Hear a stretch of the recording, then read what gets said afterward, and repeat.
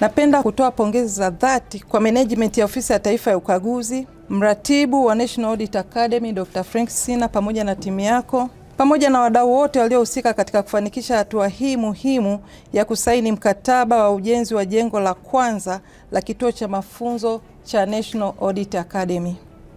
Hatua hii ni ya kihistoria na ya kimkakati, inayodhihirisha dhamira ya ofisi katika kuimarisha uwezo wa kitaaluma na mchango wake kwa maendeleo ya taifa. Ndugu washiriki, mradi huu ni mkubwa, wa kimkakati na wa kipekee. Uzoefu unaonyesha kuwa mafanikio ya miradi ya ujenzi haitegemei mikataba tuliosaini pekee, bali pia hutegemea kwa kiwango kikubwa namna tutakavyoshirikiana, tunavyowasiliana na tunavyotekeleza majukumu yetu kwa weledi, uadilifu na uwajibikaji wa hali ya juu. Kwenu nyie wakandarasi, matarajio ya mdhibiti na mkaguzi mkuu wa hesabu za serikali ni wazi na thabiti, yakijengwa juu ya misingi ya uwajibikaji, uadilifu na usimamizi bora wa fedha za umma. Utekelezaji wa kazi unapaswa kuzingatia mambo yafuatayo: ubora wa hali ya juu unaoendana na michoro, viwango, masharti ya mkataba na kanuni zote za kitaaluma. Uzingatiaji wa ratiba utekelezaji ili kuhakikisha mradi unakamilika kwa wakati uliopangwa. Utekelezaji wa viwango vya usalama, afya na ulinzi wa mazingira kwa wafanyakazi na jamii pia. Matumizi sahihi ya vifaa, rasilimali watu na fedha bila ubadhirifu wowote, na kuhakikisha kuwa kila shilingi inayotumika inaleta thamani halisi ya fedha, yani value for money, kwa kuzingatia ufanisi, tija na matokeo yaliyokusudiwa. Kwa wasimamizi na washauri wa mradi, matarajio ni kuona usimamizi makini, wa karibu na usiolegea, unaozingatia kikamilifu misingi ya usimamizi bora wa miradi ya umma. Cha kwanza ni ufuatiliaji wa karibu na wa kila siku wa ubora wa kazi, gharama na ratiba ya utekelezaji. Ushauri wa kitaalamu unaotolewa kwa wakati, kwa uaminifu na kwa kuzingatia maslahi mapana ya Ofisi ya Taifa ya Ukaguzi na kwa taifa kwa ujumla. Maamuzi ya kitaalamu yanayozingatia viwango, mikataba, kanuni za fedha za umma na malengo ya mradi.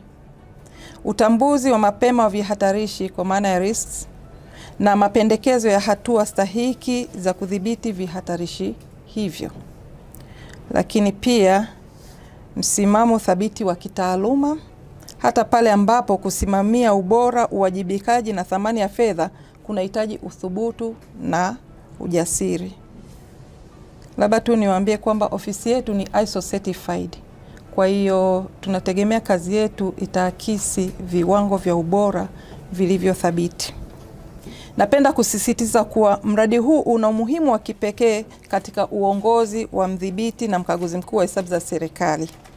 Ni sehemu ya urithi kwa maana ya legacy na kumbukumbu ya kudumu ya maono yake ya kuijenga ofisi imara, inayojifunza, yenye uwezo wa kitaaluma na inayokidhi mahitaji ya sasa na ya baadaye.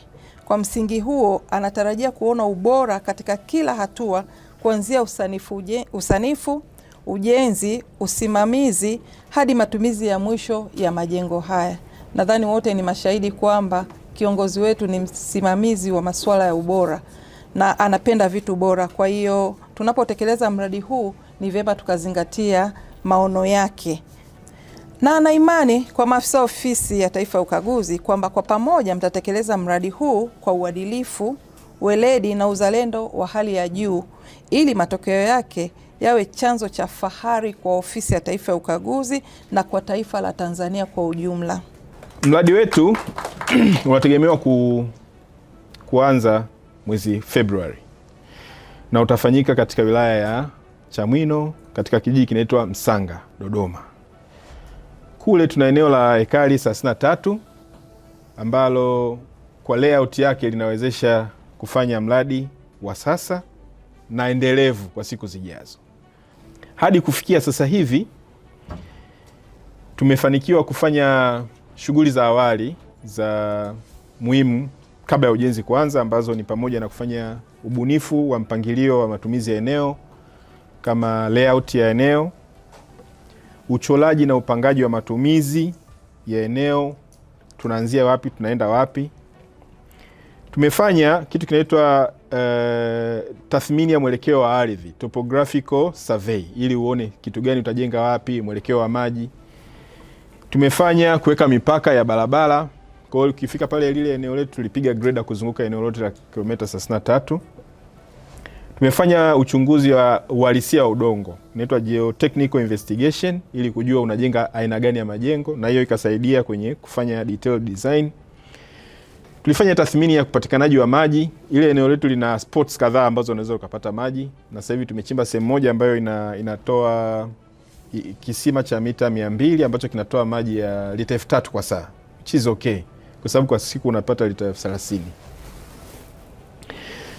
Tumefanya tathmini ya kimazingira na kijamii ambayo ni requirement ya mradi mkubwa kama ule, na ripoti yake imekamilika. Na baada ya hapo tukaja na ubunifu wa jengo la kwanza la mradi wetu.